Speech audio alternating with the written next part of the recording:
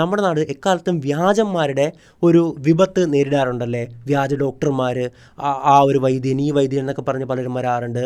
അതുപോലെ തന്നെ വ്യാജ സർട്ടിഫിക്കറ്റായിട്ട് പല ജോലിക്ക് കയറാറുണ്ട്. പക്ഷേ ഇന്ന് ഏറ്റവും കൂടുതൽ വ്യാജന്മാരെ കാണുന്ന ഒരു മേഖലയാണ് സൈക്കോളജിസ്റ്റ്. ഏതെങ്കിലും 3 മാസത്തെ അല്ലെങ്കിൽ 6 മാസത്തെ 1 വർഷത്തെ കോഴ്സും പഠിച്ചിട്ട് ഒരാളെ കൗൺസിൽ ചെയ്യാമെന്നാണ് ഇവരുടെയൊക്കെ വിചാരം. ഒരു ക്ലിനിക്കൽ സൈക്കോളജിസ്റ്റ് ആകണമെങ്കിൽ നിങ്ങൾക്ക് എന്താ വേണ്ടതെന്ന് അറിയാവോ? എല്ലാവർക്കും നമസ്കാരം, ഞാൻ അശ്വിൻ. വളരെ ഗൗരവമായിട്ടുള്ളൊരു വിഷയത്തെക്കുറിച്ചാണ് സംസാരിക്കാൻ പോകുന്നത്. കേവലം ഫിലിപ്പ് മമ്പാടിൻ്റെ ആ ഒരു സംഭവത്തിൽ മാത്രം ഒതുങ്ങുന്നതല്ല. അപ്പോൾ ആദ്യമേ ഒരു കാര്യം പറഞ്ഞോട്ടെ. ഇപ്പോൾ ലേറ്റസ്റ്റ് ആയിട്ട് വന്നിട്ടുള്ള ന്യൂസാണ്. കേരള പോലീസിലെ മുൻ ഗ്രേഡ് സബ് ഇൻസ്പെക്ടർ ആയിട്ടുള്ള ഫിലിപ്പ് മമ്പാട് അറിയപ്പെടുന്ന മോട്ടിവേഷണൽ സ്പീക്കറാണ്. ഒരുപാട് മലയാളികൾക്ക് കൺകണ്ട ദൈവമാണ്, കണ്ണിലുണ്ണിയാണല്ലേ. അയാളെ ഇപ്പോൾ പോക്സോ കേസിൽ അറസ്റ്റ് ചെയ്തിട്ടുണ്ട്. ഒരു 16 വയസ്സുള്ള പെൺകുട്ടിയെ ക്രൂരമായിട്ട് ബ്രൂട്ടലി പീഡിപ്പിക്കുകയാണ്. അപ്പോൾ സമൂഹത്തിൽ ഇപ്പോൾ പ്രധാനമായിട്ടും നടക്കുന്നൊരു ചർച്ച എന്തെന്നാൽ ഇത് വ്യാജ ആരോപണമാണ്, ലഹരി മാഫിയയുടെ കളിയാണ് തുടങ്ങിയ കാര്യങ്ങളൊക്കെയാണ്. നിങ്ങൾക്ക് എൻ്റെ വീഡിയോസ് അല്ലെങ്കിൽ എന്നെ അറിയാമെങ്കിൽ അറിയാം, ഞാൻ എപ്പോഴും വ്യാജ പീഡന പരാതികളെ പറ്റിയിട്ടും അതുമൂലം ആണുങ്ങൾ നേരിടുന്ന ദുരന്തങ്ങളെ പറ്റിയിട്ടും വ്യാജ പോക്സോ കേസുകളൊക്കെ പറ്റിയിട്ട് ഒരുപാട് സംസാരിക്കുന്ന വ്യക്തിയാണ്. പണ്ടൊരു പയ്യനെ ഇതുപോലെ വ്യാജ പോക്സോ കേസിൽ അറസ്റ്റ് ചെയ്ത് അതിനെപ്പറ്റി വീഡിയോ ചെയ്തപ്പോൾ ഞാൻ ബഹുമാനപ്പെട്ട കേരള ഹൈക്കോടതിയുടെ ഒരു വാക്കുകൾ ആ വീഡിയോയിൽ പരാമർശിച്ചിട്ടുണ്ടായിരുന്നു. അതായത് വ്യാജ പോക്സോ കേസുകളിലെ യഥാർത്ഥ ഇരകളെന്ന് പറയുന്നത് അതിൻ്റെ അകത്ത് പ്രതിയാക്കപ്പെടുന്നവരാണ്. അപ്പോൾ സമാനമായിട്ട് വ്യാജ പീഡന പരാതികളെ പറ്റിയിട്ടും വ്യാജ ആരോപണങ്ങളെ പറ്റിയിട്ടും അവരനുഭവിക്കുന്ന ദുരിതങ്ങളെ പറ്റിയിട്ടൊക്കെ സംസാരിക്കുന്ന ഞാൻ ഇങ്ങനെ ഒരു വിഷയം സംസാരിക്കുന്നുണ്ടെങ്കിൽ കൃത്യമായിട്ട് ജാഗ്രതയോടെ മാത്രമേ സംസാരിക്കത്തുള്ളൂ. അതായത് ഈ വിഷയം കൃത്യമായിട്ട് വെരിഫൈ ചെയ്തൊന്നാണ്. മാത്രമല്ല ഇവനെ പണ്ടേ പൊക്കേണ്ടതായിരുന്നു എന്നാണ് എനിക്ക് പറയാനുള്ളത്. നമ്മൾ സോഷ്യൽ മീഡിയ എന്ന് പറയുന്നത് ഇന്ന് കാപട്ടി നിറഞ്ഞൊരു ലോകമായി മാറിക്കൊണ്ടിരിക്കുകയാണ്. മുഖംമൂടി ധരിച്ചുകൊണ്ട്, അതായത് മുഖംമൂടി എന്താണ്, നമ്മുടെ മുഖത്തുള്ള പുഞ്ചിരിയും അഭിനയവുമാണ് ഇന്നത്തെ മുഖംമൂടി, അല്ലാതെ മറ്റേ മാസ്ക് ധരിക്കേണ്ട കാര്യമില്ലല്ലേ. ആ ഒരു ഇത് മറയാക്കിക്കൊണ്ട് ഇന്ന് ഒരുപാട് പേര് പല പല ക്രൈംസും ചെയ്തുകൊണ്ടിരിക്കുകയാണ്. അതിനെപ്പറ്റി സംസാരിക്കണം. ഈ ഫിലിപ്പ് മമ്പാടിൻ്റെ വിഷയത്തെപ്പറ്റി സംസാരിക്കണം. സമാനമായിട്ടുള്ള ഒരുപാട് നന്മമരങ്ങൾ ഇങ്ങനെ വീണുടഞ്ഞുകൊണ്ടേയിരിക്കുകയാണ്. ഞാൻ 2020 മുതൽ എപ്പോഴും പറയുന്ന കാര്യങ്ങളാണ്. നന്മമരങ്ങളെ നിങ്ങൾ കണ്ണടച്ച് വിശ്വസിക്കരുത്. എല്ലാ നന്മമരങ്ങളും മോശമെന്ന് ഞാൻ ഒരിക്കലും പറയുന്നില്ല. നന്മ പറയുന്നവർ അല്ലെങ്കിൽ മോട്ടിവേഷൻ ഇതുപോലുള്ള കാര്യങ്ങൾ ചെയ്യുന്നവർ. പക്ഷേ അതിൽ ചിലരെന്ന് പറയുന്നത് കാപട്ടി നിറഞ്ഞ പക്ക ക്രിമിനലുകൾ വരെ ആ കൂട്ടത്തിലുണ്ടാവും. ഇപ്പോൾ ഈ അടുത്തിടയ്ക്കായിട്ട് ഒരുപാട് നന്മമരങ്ങളുടെ മുഖംമൂടി ഇങ്ങനെ അഴിഞ്ഞു വീണുകൊണ്ടേയിരിക്കുകയാണ്. കുറച്ച് നാൾക്ക് മുമ്പ് മറ്റേ ഫിലോക്കാലിയ ഫൗണ്ടേഷൻ, ആ ഫിലോക്കാലിയ കപ്പിൾസ് അല്ലേ, അതായത് അവർ പ്രധാനമായിട്ടും ക്ലാസ് എടുത്തുകൊണ്ടിരുന്നത് ദാമ്പത്യ ജീവിതം എങ്ങനെ സുഖകരമായിട്ട് നയിക്കാം, എങ്ങനെ നല്ല ഭാര്യ ഭർത്താക്കന്മാരാകാം എന്നുള്ളതാണ്. എന്നിട്ട് അവർക്കെന്താ സംഭവിച്ചതെന്നറിയാവോ? തല്ലിപ്പിരിയാണ്. തല്ലിപ്പിരിക എന്ന് പറഞ്ഞാൽ ലിറ്ററലി തല്ലിപ്പിരിഞ്ഞു. സെറ്റോ ബോക്സ് എടുത്തിട്ട് ആ ഒരു സ്ത്രീയുടെ ഭാര്യയുടെ തലക്കടിച്ച് പൊളിക്കുകയാണ്. അവരിങ്ങനെ ബാൻഡേജും ചോരയൊലിപ്പിച്ച് നിൽക്കുന്ന ഫോട്ടോ അടക്കമൊക്കെ വന്നിട്ടുണ്ടായിരുന്നല്ലേ. പിന്നെ ഈ കഴിഞ്ഞ ദിവസം മറ്റേ മുരാരി തന്ത്രി എന്ന് വിളിക്കുന്ന, സ്വന്തമായിട്ടാണ് വിളിക്കുന്നത് കേട്ടോ, തന്ത്രി, എന്ത് തന്ത്രമാണ് ഇവൻ പഠിച്ചതെന്നൊന്നും എനിക്കറിയത്തില്ല, രാജൻ ബാബു എന്ന് പറയുന്ന ഒരു പക്ക ഫ്രോഡ്, ഒരുപാട് നാട്ടിൽ നിന്നൊക്കെ പലയിടത്തു നിന്നും ഇടിമേടിച്ച് ഓടിയിട്ടുള്ളവനാണ് അവൻ. ആ ഒരു കൊല്ലം ഭാഗത്ത് നിന്നിട്ട് ഒരു ജ്യോതിശാലയം തുടങ്ങി പേര് മാറ്റി മുരാരി തന്ത്രി എന്നൊക്കെ ആക്കിയിട്ട് വലിയ ഇത് കളിക്കുകയാണ്. ഇവൻ്റെ മോട്ടിവേഷൻ എന്ന് പറഞ്ഞു കഴിഞ്ഞാൽ അവിടെ ജ്യോതിഷത്തിന് വരുന്നവരോടായിരുന്നു മോട്ടിവേഷൻ. നിനക്ക് മറ്റേ ശുക്രദശ കാണുന്നുണ്ട് അല്ലെങ്കിൽ മറ്റേ ദശ കാണുന്നുണ്ട്, അപ്പോൾ അങ്ങനെയായിരുന്നു ആ ഒരു വീഡിയോ ഒക്കെ പുറത്ത് വന്നിട്ടുണ്ടായിരുന്നല്ലേ. അപ്പോൾ ഇങ്ങനെ പല നന്മമരങ്ങളുടെയും മുഖം മൂടി ഇങ്ങനെ നാൾക്ക് നാൾ കഴിഞ്ഞ് വീണുകൊണ്ടിരിക്കുകയാണ്. അപ്പോൾ ഇതിനെ പറ്റിയിട്ട് അതോടൊപ്പം തന്നെ ഈ സോഷ്യൽ മീഡിയ നടക്കുന്ന നന്മമരം കളിക്കലും അതിൽ നിന്നുള്ള ഗുണങ്ങളെ പറ്റിയിട്ടും, സോഷ്യൽ മീഡിയയുടെ കളി നമുക്കറിയാമല്ലോ, നമുക്ക് അതിൽ നിന്ന് എത്ര വരുമാനം കിട്ടും, എന്ത് ഇമേജ് ആയിരിക്കും നമുക്ക് ഉണ്ടാക്കാൻ പറ്റുക, നമുക്ക് എന്തൊക്കെ തരത്തിൽ ആൾക്കാരെ മാനിപ്പുലേറ്റ് ചെയ്യാൻ പറ്റും, ഇതെല്ലാം അറിയുന്നവർ തന്നെയാണ് നമ്മളിത്. കാരണം ഞാൻ 5-6 വർഷമായിട്ട് ഈ ഫീൽഡിൽ തന്നെയാണല്ലേ. ഇതിനെപ്പറ്റിയൊക്കെ വളരെ ഡീറ്റെയിൽ ആയിട്ട് സംസാരിക്കണം. അപ്പോൾ ആദ്യം നമുക്ക് സംസാരിക്കേണ്ടത് ഈ നരാധമനായിട്ടുള്ള ഫിലിപ്പ് മമ്പാട് എന്ന് പറയുന്ന മുൻ ഗ്രേഡ് സബ് ഇൻസ്പെക്ടറാണ്. ഇപ്പോൾ പലർക്കും സംശയം ഉണ്ടാവും എന്താണ് ഈ ഗ്രേഡ് എസ് ഐ എന്നുള്ളതല്ലേ. ഗ്രേഡ് എസ് ഐ എന്ന് പറഞ്ഞാൽ മറ്റൊന്നുമല്ല, സർവീസിൽ കയറുന്നത് അവരുടെ ചെറുപ്പകാലത്ത് 22-25 വയസ്സിൽ കയറുന്നത് കോൺസ്റ്റബിൾ ആയിട്ടായിരിക്കും. ഇപ്പോൾ CPO എന്നാണ് പറയുന്നത്, സിവിൽ പോലീസ് ഓഫീസറല്ലേ. അവർ ഒരു 45 അല്ലെങ്കിൽ ഒരു 50 വയസ്സൊക്കെ ആകുമ്പോഴേക്കും ഇവർ പ്രൊമോഷൻ കിട്ടി. അതായത് സീനിയർ സിവിൽ പോലീസ് ഓഫീസർ, പിന്നെ ASI, പിന്നെ SI ആയിട്ട് പ്രൊമോഷൻ കിട്ടും. അങ്ങനെ കോൺസ്റ്റബിൾ ആയിട്ട് സർവീസിൽ കയറി പ്രൊമോഷനായിട്ട് SI ആകുന്നവരെയാണ് നമ്മൾ ഗ്രേഡ് എസ് ഐ എന്ന് പറയുന്നത് അല്ലേ.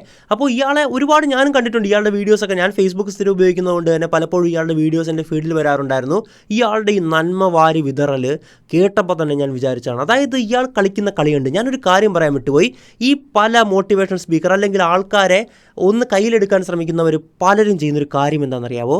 പല മതഗ്രന്ഥങ്ങളെ അടിസ്ഥാനമാക്കിയിട്ട് ആ ഒരു മതഗ്രന്ഥങ്ങളിലെ വചനങ്ങൾ പറയുക. കാരണം മറ്റ് മതസ്ഥരെ കൂടെ കയ്യിലെടുക്കണം. അതോടൊപ്പം തന്നെ പോലീസുകാരനാണല്ലോ, ഒരു മുൻ DGP ഉണ്ട്, അയാൾ വായെടുത്താൽ ഈവൻ മറ്റ് മതഗ്രന്ഥങ്ങളിലെ കാര്യങ്ങൾ, ആ ഗ്രന്ഥങ്ങൾ ഇങ്ങനെയാണ്, അത് ഭയങ്കര സംഭവമാണ് എന്നൊക്കെ പറഞ്ഞിട്ട് പ്രധാനപ്പെട്ട 3 മതങ്ങൾ, ഹിന്ദു, ക്രിസ്ത്യൻ, ഇസ്ലാം, ഈ 3 മതഗ്രന്ഥങ്ങളിലെയും കാര്യങ്ങൾ അതിലുണ്ടായിരുന്ന വ്യക്തികളെയൊക്കെ സംബന്ധിച്ച് ഉദ്ധരിച്ചുകൊണ്ട് ഇങ്ങനെ നന്മ പറയുകയാണ്. അപ്പോൾ ആ ഒരു ജനങ്ങളെ, പാവപ്പെട്ട ജനങ്ങളെ കയ്യിലെടുക്കാൻ എളുപ്പമാണ്. ഈ ഫിലിപ്പ് മമ്പാടിൻ്റെ കേസിൽ ഇത് തന്നെയായിരുന്നു കണ്ടിട്ടുണ്ടായിരുന്നത്. ഇയാൾ ഉള്ളത് മലപ്പുറം റീജിയനിലാണ്.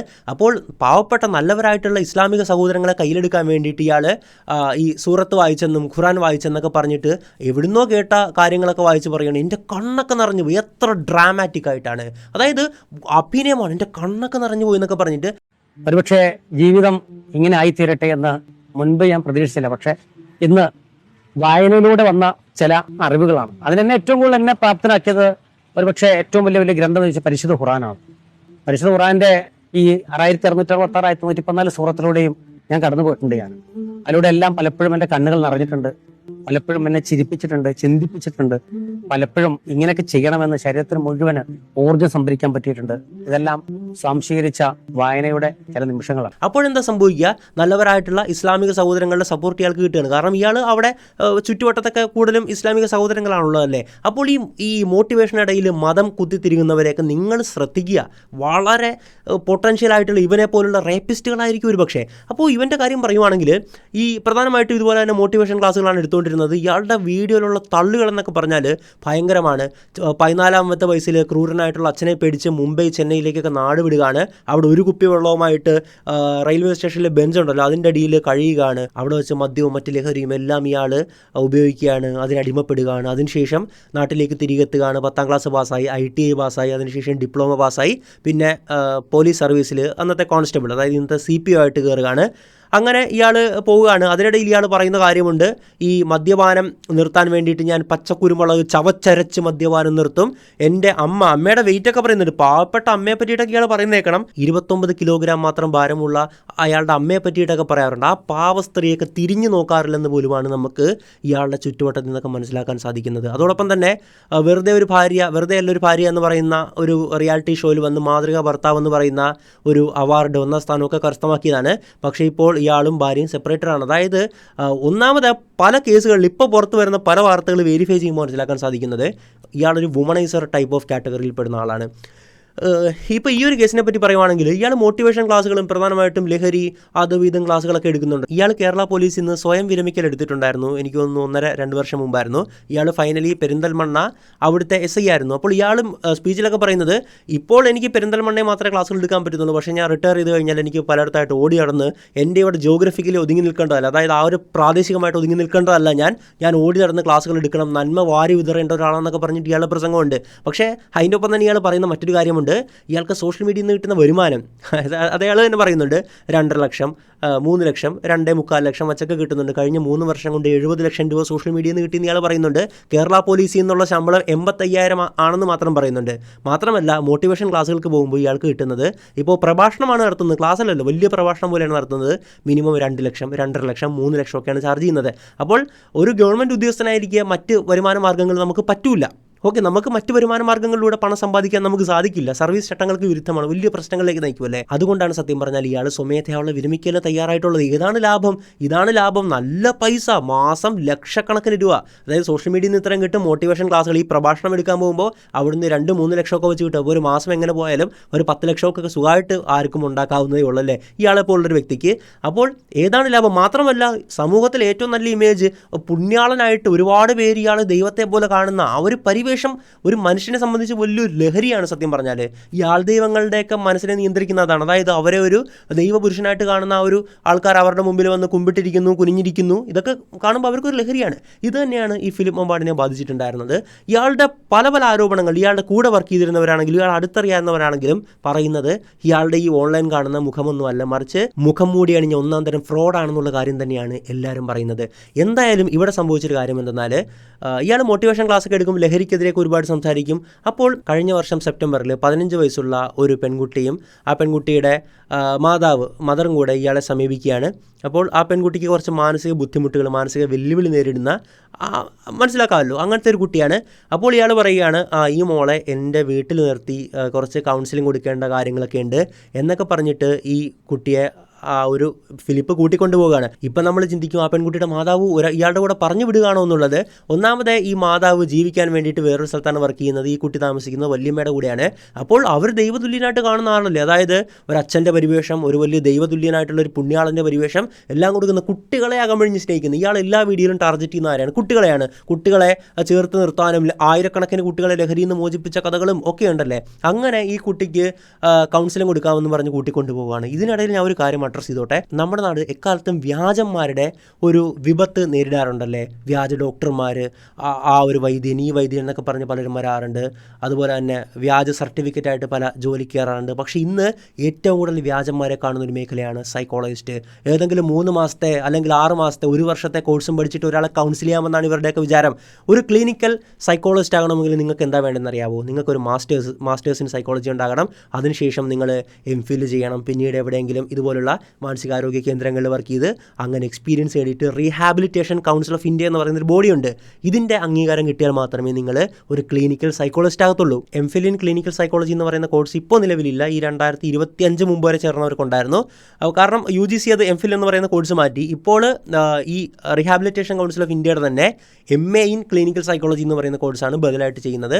എന്തായാലും RCയുടെ അംഗീകാരമുള്ളവർ മാത്രമേ ക്ലിനിക്കൽ സൈക്കോളജിസ്റ്റ് ആകത്തുള്ളൂ. അവർക്ക് മാത്രമേ ഒരു വ്യക്തിയെ ക്ലിനിക്കലി കൗൺസിൽ ചെയ്യാൻ പറ്റത്തുള്ളൂ. അതായത് ഇപ്പോൾ നമ്മൾ പറയാറുള്ള ഒരു വ്യക്തിക്ക് ഡിപ്രഷൻ അല്ലെങ്കിൽ OCD, മൾട്ടിപ്പിൾ പേഴ്സണാലിറ്റി ഡിസോർഡർ ഇതൊക്കെ ഡയഗ്നോസ് ചെയ്തെന്ന് ഇങ്ങനെയൊക്കെയുള്ള പ്രശ്നങ്ങളുണ്ടെന്ന് പറയണമെങ്കിൽ ഒരു ക്ലിനിക്കൽ സൈക്കോളജിസ്റ്റിന് മാത്രമേ അധികാരമുള്ളൂ. അല്ലാതെ ഏതെങ്കിലും ഒരു ഓൺലൈൻ കോഴ്സ് പഠിച്ചവർക്കൊന്നും ഇതൊന്നും സാധിക്കത്തില്ല. ഇനി സൈക്കോളജിയിൽ മാസ്റ്റേഴ്സ് ഉള്ളവർക്ക് അവർക്കൊരു കൺസൾട്ടൻറ്റ് സൈക്കോളജിസ്റ്റ് അല്ലെങ്കിൽ ഒരു കൗൺസിലിംഗ് സൈക്കോളജിസ്റ്റായിട്ട് വർക്ക് ചെയ്യാം. അതായത് ഭാര്യ ഭർത്താക്കന്മാരുടെ ഇടയിലുള്ള പ്രശ്നങ്ങളൊക്കെ പരിഹരിച്ച് സംസാരിക്കുന്നവരില്ലേ, മോട്ടിവേഷൻ ക്ലാസ്സുകൾ കൊടുക്കുന്നവർ, കുട്ടികൾക്കുള്ള മോട്ടിവേഷൻ, ലൈഫ് കോച്ച്, ഇതൊക്കെ ആയിട്ട് ഒരു സൈക്കോളജിയിൽ മാസ്റ്റേഴ്സ് ഉള്ളവർക്ക് ചെയ്യാം. പക്ഷേ ഒരിക്കലും അവർക്കൊരു ക്ലിനിക്കൽ ലെവലിലേക്ക് പോകാൻ പറ്റില്ല.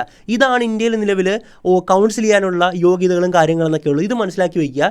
നിങ്ങൾക്ക് ഇന്ന പ്രശ്നങ്ങളുള്ള സ്ഥിരീകരിക്കണമെങ്കിൽ അത് ക്ലിനിക്കൽ സൈക്കോളജിസ്റ്റിന് മാത്രമേ പറ്റത്തുള്ളൂ. അങ്ങനെ ഇരിക്കുകയാണ് ഈ വ്യാജ സൈക്കോളജിസ്റ്റ് ചമയുന്ന ഫിലിപ്പ് മമ്പാടിനെ പോലുള്ളവർ ഒരുപാട് പിഞ്ചു കുട്ടികളെ ഈ സൈക്കോളജി എന്ന് പറയുന്നത് ഇറ്റ്സ് എ വലിയ ബ്രാഞ്ചാണ്. ഒരുപാട് കാര്യങ്ങൾ പഠിക്കണം. നമ്മൾ ചിന്തിക്കുന്നത് എന്താണ്? എനിക്കൊരുപാട് ജീവിതാനുഭവമുണ്ട്, അതുകൊണ്ട് എനിക്കൊരാൾക്ക് കൗൺസിലിംഗ് ചെയ്യാൻ പറ്റുമെന്ന് ഒരിക്കലുമല്ല.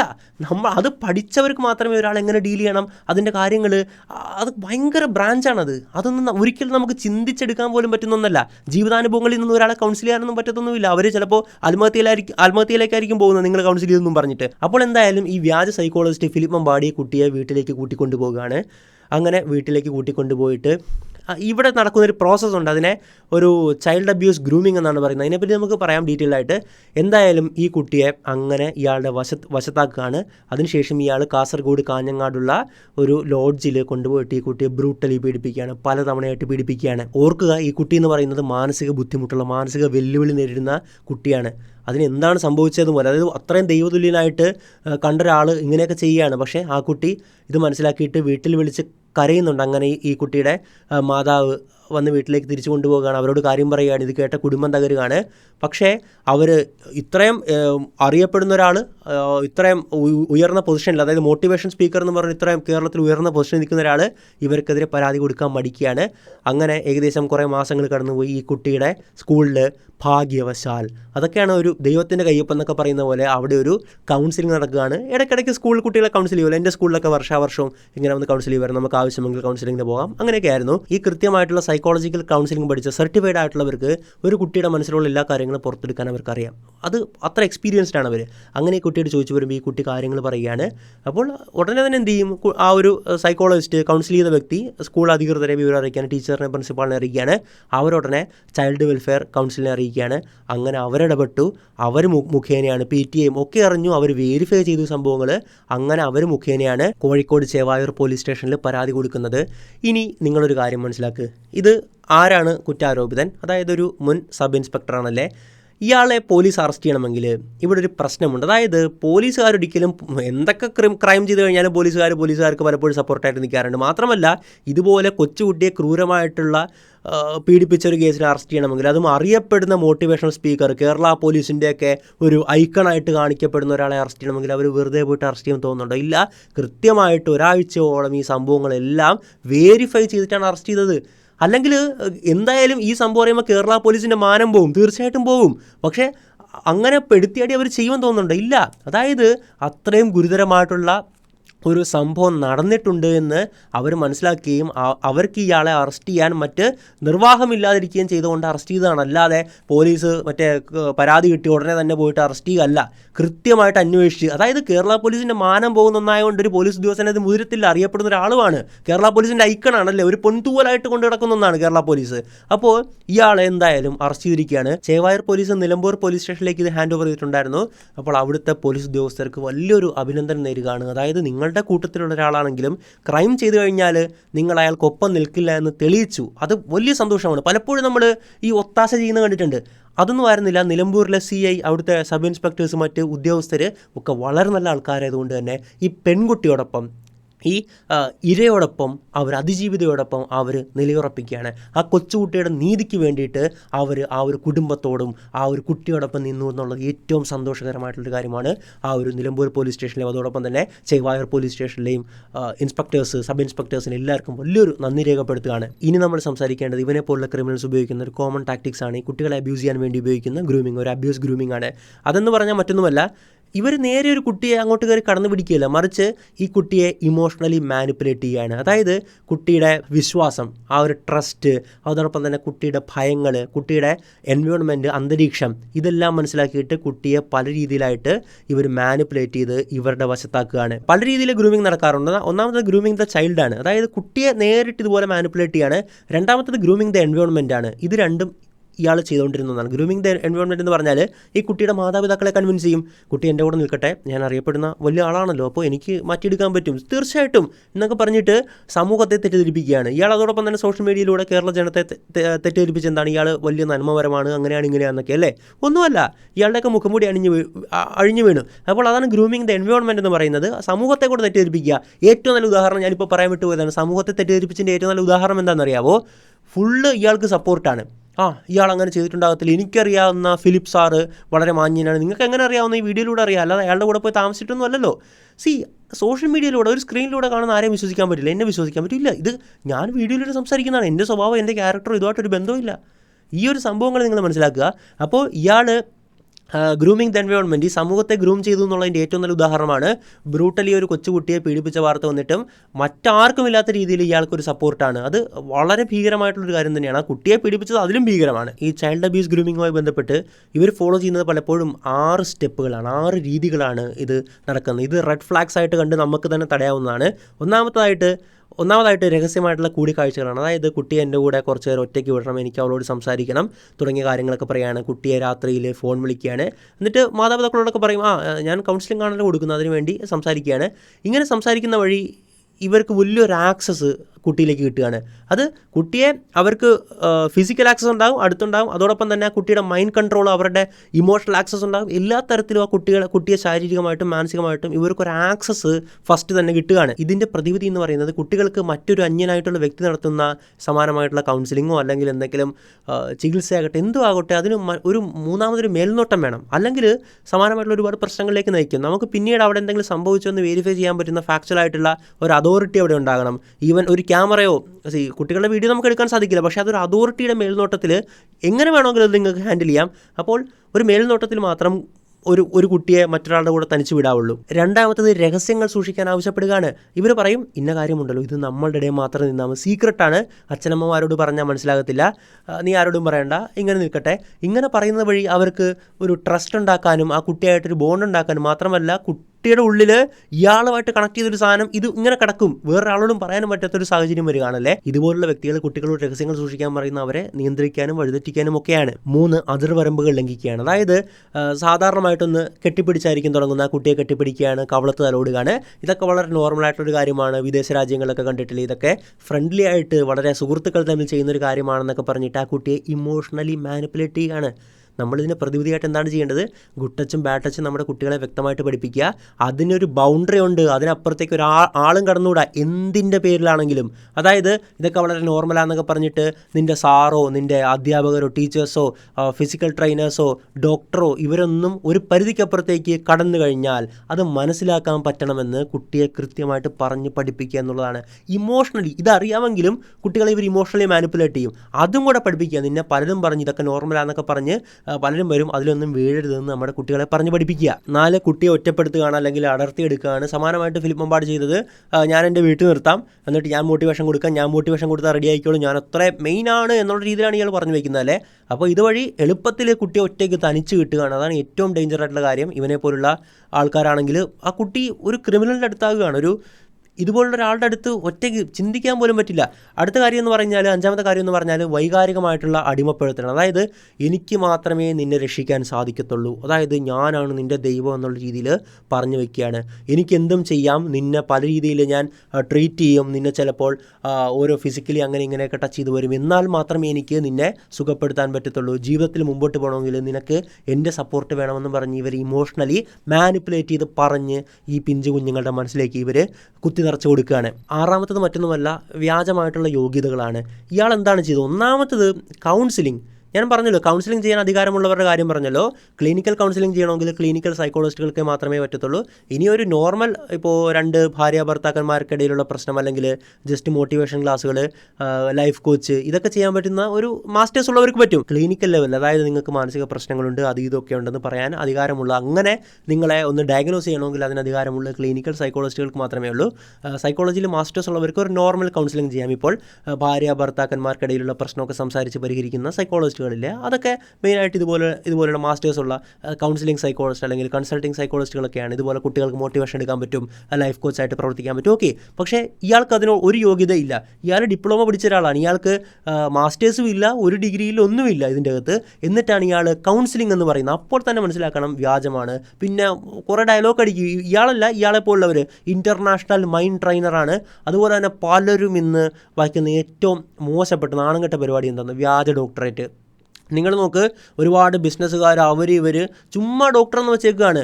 വ്യാജ ഡോക്ടറേറ്റ് ഏറ്റവും നമ്മൾ സമൂഹത്തിൽ നാണം കെടുന്നതാണ് വ്യാജ ഡോക്ടറേറ്റ് എന്നുള്ളതല്ലേ. ഇവർക്കത് അറിയില്ല, ഇത് വെച്ച് കഴിഞ്ഞാൽ പിടിക്കപ്പെടും. എന്നിട്ട് ഏതോ ഇല്ലാത്ത യൂണിവേഴ്സിറ്റിയുടെ പേര് പറയും. ഇന്നൊരു യൂണിവേഴ്സിറ്റി ഉണ്ടോ ഇല്ലയെന്ന് അറിയാനാണ് പാട്. ഗൂഗിൾ എടുത്ത് ജസ്റ്റ് സെർച്ച് ചെയ്താൽ മതിയല്ലേ. അപ്പോൾ പണ്ട് ബാല ഇതുപോലെ വന്നിട്ട്, നടൻ ബാല ഉണ്ടല്ലോ, പത്രസമ്മേളനം നടത്തിയിട്ട് പറയുകയാണ് എനിക്ക് ഡോക്ടറേറ്റ് കിട്ടി, അങ്ങനെയാണ് ഇങ്ങനെയാണ്. എവിടുന്ന്? വ്യാജ ഡോക്ടറേറ്റ്. അങ്ങനെ ഒരുപാട് സംഭവങ്ങൾ റിപ്പോർട്ട് ചെയ്തുകൊണ്ടിരിക്കുകയാണ്. എപ്പോഴും ഫേസ്ബുക്കിൽ ആഡ് കാണാം, ഡോക്ടറേറ്റ്, നിങ്ങളുടെ പേരിനപ്പോൾ ഡോക്ടറേറ്റ് ചേർക്കുക. അങ്ങനെയൊന്നും ചുമ്മാ തരുന്നതൊന്നും അല്ല ഹോണറി ഡോക്ടറേറ്റ്. അത് അത്രയും സമൂഹത്തിൽ അത്രത്തോളം പ്രഗത്ഭരായിട്ട് നിൽക്കുന്നവർക്ക് മാത്രം കൊടുക്കുന്നതാണ് ഹോണറി ഡോക്ടറേറ്റ് എന്നുള്ളത്. എന്തായാലും ഈ ഒരു 6 മാർഗ്ഗങ്ങളിലൂടെയാണ് ഇവർ കുട്ടിയെയും ഒരു കുട്ടി ഉൾപ്പെടുന്ന സമൂഹത്തെയും ഒക്കെ മാനിപ്പുലേറ്റ് ചെയ്യുന്നത്. ഇനി ഒരു കാര്യം പറയാനുള്ളത്, സോഷ്യൽ മീഡിയയിൽ വളരെ ജാഗരൂകരായിട്ട് നമ്മൾ കാണേണ്ട ആൾക്കാരാണ് നന്മവരങ്ങൾ. എല്ലാ നന്മവരങ്ങളും മോശമാണെന്ന് ഞാൻ ഒരിക്കലും പറയുന്നതിന് ജനറലൈസ് ചെയ്യുന്നില്ല. പക്ഷേ അതിൻ്റെ അകത്ത് പ്രശ്നക്കാരുണ്ട്. അവരെ തിരിച്ചറിയാൻ പറ്റിയില്ലെങ്കിൽ അവർ നിങ്ങൾക്കൊരു വലിയ പ്രശ്നമായിട്ട് മാറും. അതുകൊണ്ട് മാത്രം ഞാൻ പറഞ്ഞാണ്. അതായത് കുറച്ച് നാൾക്ക് മുമ്പൊക്കെ ഇൻസ്റ്റാഗ്രാമിലൊക്കെ ചേച്ചി പെണ്ണെ നീ തീയാകുക, നിൻ്റെ 7 ദിനങ്ങൾ എനിക്ക് തരൂ എന്നൊക്കെ പറഞ്ഞിട്ട് ഒരുപാട് ഈ സ്ത്രീപക്ഷമായിട്ടുള്ള കാര്യങ്ങളും അതും ഇതൊക്കെ പറഞ്ഞുകൊണ്ടിരുന്നവർ വലിയ റേപ്പ് കേസിലും വലിയ അതിലും ഇതിലൊക്കെ പെടുകയാണ്. എങ്ങനെ ഇരിക്കുന്നു? ഒരുപാട് പെൺകുട്ടികളുടെ കമൻറ്റൊക്കെ കാണായിരുന്നു. ചേട്ടനെ പോലുള്ള ഒരാളെയാണ് ഞാൻ ഭർത്താവായിട്ട് ആഗ്രഹിക്കുന്നത്, ചേട്ടൻ്റെ കുട്ടിയായിട്ട് എനിക്ക് അടുത്ത ജന്മത്തിൽ പിറന്നാൽ മതിയായിരുന്നു എന്നൊക്കെ പറഞ്ഞിട്ടുള്ള കമൻറ്റൊക്കെ കാണായിരുന്നു. അവനേത് അടുത്ത ദിവസം റേപ്പ് കേസിൽ പൊക്കുകയാണ്. ഇങ്ങനെയുള്ള ഒരുപാട് പ്രശ്നങ്ങൾ സമൂഹത്തിൽ നടപ്പുണ്ട്. അതുകൊണ്ട് തന്നെ നിങ്ങൾ മോട്ടിവേഷൻ കേൾക്കണം. തീർച്ചയായിട്ടും നിങ്ങൾ ഒരുപാട് മോട്ടിവേഷൻ വീഡിയോസോ അതും ഇതൊക്കെ കാണാം. അതിൻ്റെ അകത്തൊന്നും തർക്കമൊന്നുമില്ല. നിങ്ങൾക്ക് ഉപകാരപ്പെടുമെങ്കിൽ നിങ്ങൾ എന്തും കണ്ടോ, ഫൈൻ. പക്ഷേ ആ വ്യക്തിയെ നിങ്ങൾ ഒരു പരിധിയിലപ്പുറത്തേക്ക് വിശ്വസിക്കരുത്. നിങ്ങളെ വാക്കുകൾ നിങ്ങൾക്ക് എടുത്താൽ പോരെ. ഇപ്പോൾ എൻ്റെ വീഡിയോ കാണുന്നു, ഞാനെന്ന വ്യക്തിയെ നിങ്ങൾ ഫോളോ ചെയ്യേണ്ടി. ഈ വാക്കുകൾ സത്യമാണെങ്കിൽ നിങ്ങൾ ചിന്തിക്കുക. നിങ്ങളുടെ മനസ്സിലിട്ട് ഇത് പറയുന്നത് സത്യമാണോ, ഇതിൻ്റെ അകത്ത് ലോജിക്കുണ്ടോ ഇല്ലയോ എന്നൊക്കെ ചിന്തിക്കുക. ലോജിക്ക് ഉണ്ടെങ്കിൽ കൂടിയിട്ട് ആ വ്യക്തിയുടെ ഫോളോവർ നിങ്ങളാകേണ്ട കാര്യമില്ല. നിങ്ങൾ പറയുന്ന നല്ല കാര്യങ്ങൾ എടുക്കുക. അയാൾ തന്നെ മറ്റൊരു വീഡിയോയിൽ നിങ്ങൾക്ക് ഉൾക്കൊള്ളാൻ പറ്റാത്ത കാര്യം പറയും, അത് തള്ളിക്കറിയുക. ഏറ്റവും നല്ല ഉദാഹരണം എന്ന് പറഞ്ഞാൽ ഈ ഫിലിം റിവ്യൂ ചെയ്യില്ലേ, ചില റിവ്യൂസ് എനിക്ക് കറക്റ്റായിട്ട് തോന്നാറുണ്ട്, ചില റിവ്യൂസിൽ പൊട്ടത്തരം പറയാൻ തോന്നാറുണ്ട്. അത് പെർസ്പെക്റ്റീവ്സ് ആണ്. കാരണം എനിക്ക് ഇഷ്ടപ്പെട്ട ഒരു സിനിമ ആയിരിക്കില്ല അദ്ദേഹത്തിന് ഇഷ്ടപ്പെടുന്നത്, അദ്ദേഹത്തിന് ഇഷ്ടപ്പെട്ട സിനിമ ആയിരിക്കില്ല എനിക്ക് ഇഷ്ടപ്പെടുന്നത്, എനിക്ക് മോശമായിട്ട് തോന്നാമല്ലേ. അപ്പോൾ ഞാനതുകൊണ്ട് തന്നെ ആ വ്യക്തിയല്ല ഫോളോ ചെയ്യുന്നത്. ആ വീഡിയോ കാണും, പറഞ്ഞത് കറക്റ്റാണെങ്കിൽ ഓക്കെ ഞാൻ ഉൾക്കൊള്ളും, ഇല്ലെങ്കിൽ തള്ളിക്കളയും. ഇത് തള്ളാൻ നമുക്ക് പറ്റണം. നമുക്ക് പലപ്പോഴും ഒരു വ്യക്തിയെ നമ്മൾ അടിമപ്പെട്ട് കഴിഞ്ഞാൽ ആ വ്യക്തി പറയുന്ന എത്ര വലിയ തെറ്റാണെങ്കിലും നമുക്ക് തള്ളാൻ പറ്റില്ല. ഏറ്റവും നല്ല ഉദാഹരണം നമ്മൾ രാഷ്ട്രീയ പാർട്ടികൾക്കും ഈ മതങ്ങൾക്കും അടിമപ്പെടുമ്പോഴാണ്. എന്തൊക്കെ വൃത്തികേടുകൾ നമ്മൾ ഫോളോ ചെയ്യുന്ന രാഷ്ട്രീയ പാർട്ടിയോ മതങ്ങളോ അല്ലെങ്കിൽ മത നേതാക്കളോ ഒക്കെ കാണിച്ചാൽ നമ്മൾ ന്യായീകരിക്കാൻ ശ്രമിക്കില്ലേ. ഇത് തന്നെയാണ് വലിയ പ്രശ്നമായിട്ട് മാറുന്നത്. നിങ്ങൾ തെറ്റ് കണ്ടാൽ നിങ്ങൾക്ക് അത് തള്ളിക്കളയാൻ പറ്റണം. അത് മോശമാണെന്ന് പറയാൻ പറ്റാത്തടത്തോളം നിങ്ങൾ മനസ്സിലാക്കുക നിങ്ങളൊരു അടിമയാണ്. പലപ്പോഴും ഈ വീഡിയോ കാണുന്ന ഒരുപാട് പേര് കക്ഷി രാഷ്ട്രീയത്തിന് അടിമയായിരിക്കും അല്ലേ. അതുകൊണ്ട് തന്നെ നിങ്ങളുടെ പാർട്ടിക്കാർ ചെയ്യുന്ന തെറ്റുകൾ പരസ്യമായിട്ട് തെറ്റാണ്, ഇവൻ എന്ത് ഉടായ്പാണെന്ന് വിളിച്ച് പറഞ്ഞ് നിങ്ങൾക്ക് എത്ര പേർക്ക് ധൈര്യമുണ്ട്? ഇല്ലെങ്കിൽ നിങ്ങളും അടിമയാണ്. ഈ ഒരു സംഭവം നിങ്ങൾ മനസ്സിലാക്കുക. ഏതൊരു പ്രത്യയശാസ്ത്രത്തിൻ്റെയോ വ്യക്തിയുടെ അടിമയായി പോയി കഴിഞ്ഞ് കഴിഞ്ഞാൽ സമാനമായിട്ടുള്ള ഒരുപാട് സംഭവങ്ങൾ സംഭവിക്കും. അപ്പോൾ അതിൽ നിന്നൊക്കെ വിട്ട് നല്ല പൗരബോധമുള്ള പൊളിറ്റിക്കലാകുക. പൊളിറ്റിക്കൽ മീൻസ് കക്ഷി രാഷ്ട്രീയം എന്ന് മാത്രമല്ല. പൊളിറ്റിക്കൽ രാഷ്ട്രത്തെ പറ്റിയുള്ള ചിന്ത പൊളിറ്റിക്കലാണ്. നിങ്ങളുടെ മുമ്പിൽ റോഡ് പൊളിഞ്ഞു കിടക്കുകയാണ്. അപ്പോൾ നിങ്ങൾ ചിന്തിക്കുകയാണ് നമ്മുടെ കയ്യിൽ നിന്നെല്ലാം നികുതി പണം മേടിച്ചിട്ട് ഇവന്മാർക്ക് ഈ റോഡ് പോലും ശരിയാക്കി ഇടാൻ പറ്റില്ലല്ലോ എന്ന് വിചാരിച്ചാൽ നിങ്ങൾ പൊളിറ്റിക്കലാണ്. പലപ്പോഴും പറ്റുന്നൊരു പ്രശ്നം എന്തെന്നാൽ നിങ്ങൾക്കൊരു കക്ഷി രാഷ്ട്രീയമില്ല. അതായത് ഇപ്പോൾ CPIM, BJP, കോൺഗ്രസ്, SDPI എന്നൊക്കെയുള്ള ആ ഒരു രാഷ്ട്രീയ പ്രസ്ഥാനത്തോട് താല്പര്യമില്ലെങ്കിൽ നിങ്ങളെന്ത് പറയും? എനിക്ക് രാഷ്ട്രീയമില്ലെന്ന്. അങ്ങനെയല്ല പറയേണ്ടത്. എനിക്ക് രാഷ്ട്രീയമുണ്ട്, അത് കക്ഷി രാഷ്ട്രീയമല്ല. എൻ്റെ രാഷ്ട്രീയം രാഷ്ട്രത്തോടൊപ്പമാണ്. ഞാൻ ചുറ്റും ഉള്ള ആൾക്കാരെ പറ്റിയിട്ട് ബോധേഡാണ്. അവരുടെ ബുദ്ധിമുട്ടുകൾ എന്നെ ബാധിക്കുന്നതാണ്. ഒരാൾ പട്ടിണി കിടക്കുന്ന കണ്ടാൽ എനിക്ക് വിഷമം തോന്നും, അതെൻ്റെ രാഷ്ട്രീയമാണ്. ഇത്രയും പറഞ്ഞാൽ മതി. അല്ലാതെ രാഷ്ട്രീയമില്ല എന്നല്ല നിങ്ങൾ പറയേണ്ടത്, കക്ഷി രാഷ്ട്രീയമില്ല എന്ന് പറയാം. It's fine. അപ്പോൾ എല്ലാവരും പൊളിറ്റിക്കൽ ആകണം. കാരണം നമ്മളൊരു സമൂഹത്തിലാണ് ജീവിക്കുന്നത്. മറ്റ് മനുഷ്യരെ ബാധിക്കുന്ന കാര്യങ്ങൾ നമ്മളെ ബാധിക്കും, നമ്മളെ ബാധിക്കുന്ന കാര്യങ്ങൾ മറ്റു മനുഷ്യർക്കും ബാധിക്കും, ഈ സമൂഹത്തെ ബാധിക്കും, സൊസൈറ്റിയെ ബാധിക്കും. അപ്പോൾ ഇങ്ങനെ ഒരുപാട് കാര്യങ്ങളുണ്ട്. അപ്പോൾ ഞാൻ പറഞ്ഞ ഒറ്റ കാര്യമുള്ളൂ, കേൾക്കുക. ആര് പറയുന്ന കാര്യങ്ങളാണ് കേൾക്കുക, നിങ്ങളുടെ മനസ്സിലിട്ട് ചിന്തിക്കുക. അത് നല്ലതാണോ മോശമാണോ എന്ന് അനലൈസ് ചെയ്യുക. മോശമായിട്ടുള്ള തള്ളിക്കളയുക, നല്ലതായിട്ടുള്ള കാര്യങ്ങൾ എടുക്കുക. ഒരിക്കലും ആ വ്യക്തി എടുക്കേണ്ട കാര്യമില്ല. ഇത്രയൊക്കെ തന്നെ പറയാനുള്ളൂ. എന്തായാലും മറ്റൊരു വീഡിയോയിൽ മറ്റൊരു വിഷയമായിട്ട് നമുക്ക് വീണ്ടും കാണാം. It's me Asul Madappally signing out.